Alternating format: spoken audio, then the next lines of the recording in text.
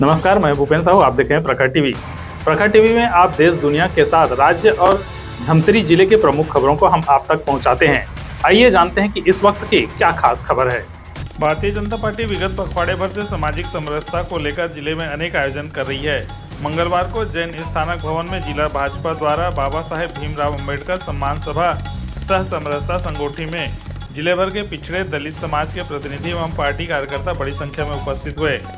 गोष्ठी में मुख्य वक्ता के रूप में अपनी विशिष्ट शैली में संबोधित करते हुए पूर्व मंत्री एवं कुरुद विधायक अजय चंद्राकर ने कहा कि संविधान सभा में जितने भी सदस्य हैं उन सभी में अंबेडकर सर्वाधिक शिक्षित और योग्य थे। श्री चंद्राकर ने कहा कि जिस चुनाव में अंबेडकर 14,000 मतों से पराजित हुए उसमें रिजेक्ट हुए मतों की संख्या 70,000 थी।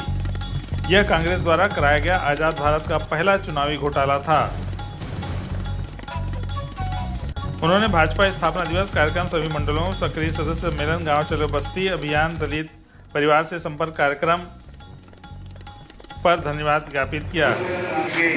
गोष्ठियाँ भी आयोजित हुई, हम सभी बस्तियों पर भी गए और डॉक्टर भीमराव अंबेडकर के विषय में लोगों को बताया भी और जानकारी भी दी। संविधान निर्माता डॉक्टर भीमराव अंबेडकर जिन्होंने भारत को बनाया और आज हम जब जनप्रतिनिधि बनते हैं, कोई संविधान की बात करते हैं और भारतीय जनता पार्टी इस कार्यक्रम को 25 अप्रैल तक मनाने का लक्ष्य लिया है। हर विधानसभा में, हर मंडल में, हर बूथ पर कार्यक्रम आयोजित किए गए। डॉक्टर भीमराव अंबेडकर की जयंती की गोष्ठियाँ भी आयोजित हुई। हम सभी बस्तियों पर भी गए और डॉक्टर भीमराव अंबेडकर के विषय में लोगों को बताया भी और जानकारी भी दी। संविधान निर्माता डॉक्टर भीमराव अंबेडकर जिन्होंने भारत के संविधान को बनाया और आज हम जब जनप्रतिनिधि बनते हैं, कोई संविधान की बात करते हैं, तो निश्चित रूप से ये डॉक्टर भीमराव अंबेडकर की देन है कि हम जैसे जनप्रतिनिधि उन्हीं के संविधान बनाने के कारण यहाँ पर बैठे। डॉक्टर भीमराव अंबेडकर ने संविधान बनाया, संविधान का पालन करना हम सबका दायित्व है। डॉक्टर भीमराव अंबेडकर संविधान नहीं बनाते, जंगल और शहर एक जैसा हो जाता, क्योंकि नियम कानून कायदे रहने से ही हम सब यहाँ पर चल पा रहे हैं और ये संविधान की बातें कर पा रहे हैं। डॉक्टर भीमराव अंबेडकर के विषय में हम सबके बीच में माननीय अजय चंद्राकर जी, माननीय जगन्नाथ माननीय उपस्थित है। हम सबको इस विषय में ज्ञान देंगे, जानकारी देंगे।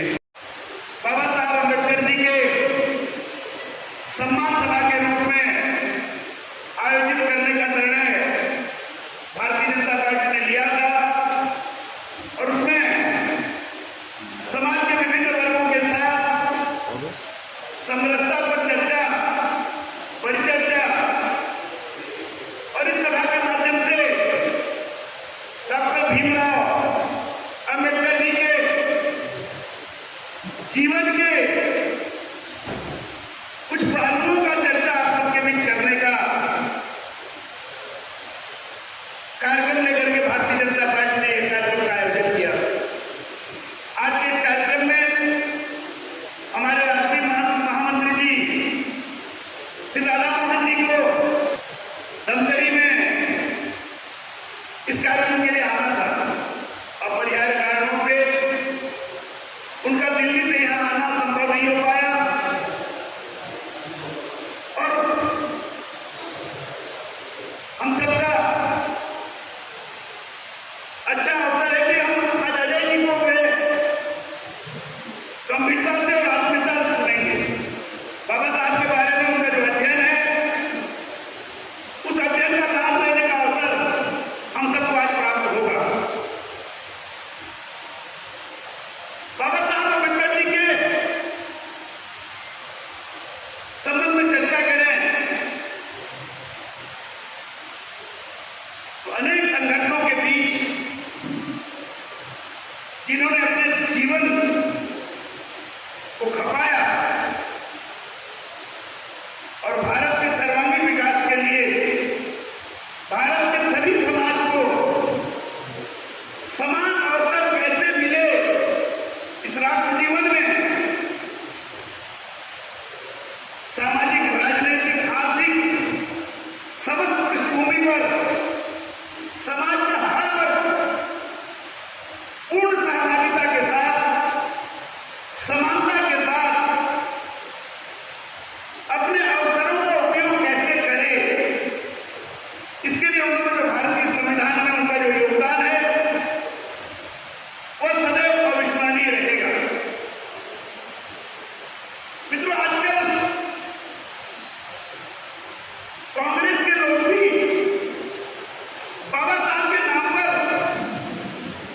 ज्यादा उतावले दिखाई दे रहे हैं।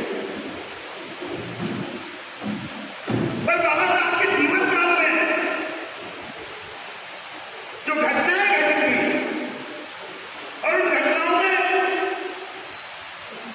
कांग्रेस ने जैसे हर पल उनको अपमानित करने का कोशिश किया, उस पहलू को भी आज की इस चर्चा में हमें सुनना पड़ेगा।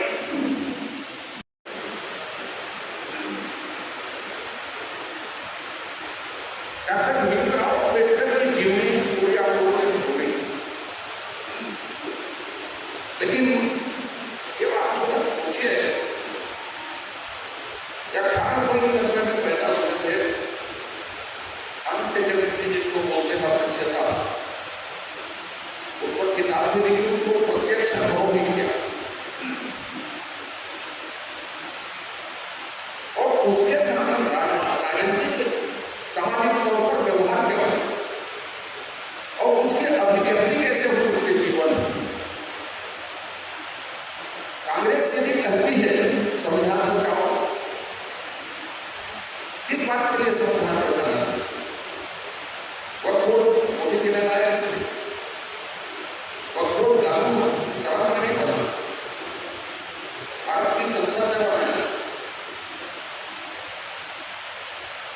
और मुझे ज्यादा बात करनी नहीं चाहिए। कोई आदमी यदि उस पर टिप्पणी करता है तो मुझे लगता है आजकल देश में एक ही संस्था है जो संवैधानिक संस्था करी जा सकती है। राज्यपाल को भी निर्देश दिए जाए तो दस्तखत करें, विधानसभा लोकसभा को भी निर्देश दिए। भारतीय जनता पार्टी को कार्यकर्ता को इन विषयों को बहुत गंभीरता से चिंतन करने की जरूरत है, क्योंकि देश उस लड़ाई में उलझ रहा है, आगे बढ़ रहा है, उलझ रहा है, जो हमारी वर्षों की तपस्या वैचारिक रूप से कहें तो सन 1925 के बाद 1925 के आसपास की दो घटनाएं और इस देश में घटी। एक भारतीय कम्युनिस्ट पार्टी की स्थापना का एक मुस्लिम लीग की स्थापना। मुस्लिम लीग पाकिस्तान में नहीं, हिंदुस्तान की बात तो छोड़ दो, कारण केरल में यदि वो कहीं पर उपस्थित है तो कांग्रेस के साथ समझौते में है। अगले साल चुनाव, ये दुनिया की एकमात्र पार्टी है कांग्रेस जो मुस्लिम लीग के साथ भी रह सकती है और शिवसेना के साथ भी रह सकती है। और वो पार्टी भारतीय जनता पार्टी की आलोचना करती है कि साहब आप संविधान के वक्फ के साथ बड़ा के अन्याय कर रहे हैं। इस देश में क्या घट रहा है, क्या बोला जा रहा है, ये समझ में नहीं आ रहा। और क्यों ये स्थिति बन रही? स्थिति इसलिए बन रही है, आप जिस दिन जाग गए, जिस दिन आप समझ लिए जो लड़ाई मोदी या भारतीय जनता पार्टी वैचारिक रूप से लड़ रही है विभिन्न जगहों पर, जिसके लिए मनुष्यों ने तपस्या की, अपना जीवन दिया, वो हमारे विचार प्रवाह में यदि आता तो समझ लीजिए आपके विचार प्रवाह में आ गया तो आप ग्राम पंचायत की पक्ष में भी है तो शायद आप वहां पर भी अपनी वैचारिकता का प्रभाव दिखा देंगे। अभी आप वैचारिकता क्या था पर हम छूट नहीं आ रहे और हम छूट क्या, और जिस दिन पूरी तरह आप जाग गए उस दिन आपके सामने कोई खड़ा नहीं हो पाएगा। 1000 साल तक जो आप सोते रहे, 1000 साल तक किसी विचारधारा, किसी धर्म से शासित होते रहे, आक्रांताओं से भी शासित होते रहे, तो वो 1000 साल की जो मानसिकता सो गई, इन 14-11 सालों को जगने लगे और जगने लगे आपके अंदर नहीं कहते हैं। अभी अमेरिका जो राष्ट्रपति है उसकी पत्नी हिंदुस्तानी, उसके बच्चे हिंदुस्तानी वेशभूषा में स्वामीनारायण मंदिर में बहुत अच्छा हो गया। बहुत लोग इस विचारधारा को जानने समझने की कोशिश कर रहे हैं जो भारत की भौगोलिक सीमाओं से परे है।